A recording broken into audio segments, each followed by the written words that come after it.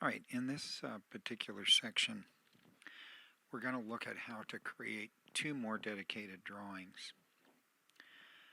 We had first come up with something that was indicative of our inquiry, and now we're going to add two more drawings specifically to the first one that we did in order to discover what kind of connections that we can make, broaden the ways that we express ourselves through drawing, and hear what we're trying to do, and of course use more elements.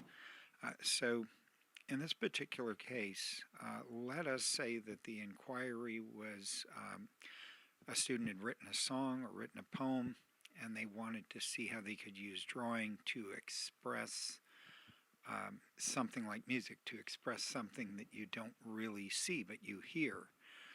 And so here they've created a character who is a vocalist.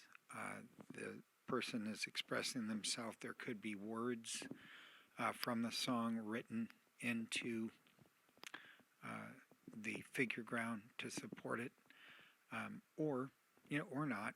Maybe they've set up a rule where they don't want anything to blatantly suggest what they're doing. They want the viewer to just read it and understand it based on what kind of pictographic imagery that they put forth. So take a look at this. Some of the imagery that they have in there is either an expressive drawing that shows someone trying to express themselves, screaming, laughing, crying, some kind of emotional release. In this case, it's singing. Okay, and then in the next drawing, they have a figural, where a body that is doing something, a figural piece, where an entire figure is seen. And then there is a detailed piece, right? And the detailed piece is kind of focusing in on content. And the content, of course, is musical instruments, things that make noise, things that a person can express himself with. So the physical connection that we have between the three pieces is what I call a thread. It is the microphone. The microphone appears in all three compositions, even though each composition is markedly different from the other. We start off with a close-up, followed up by a figural piece that shows someone in action, and then followed by yet another piece that, it's got the microphone cord snaking through. That's our thread to reinforce our content. And then these close-up of guitar heads.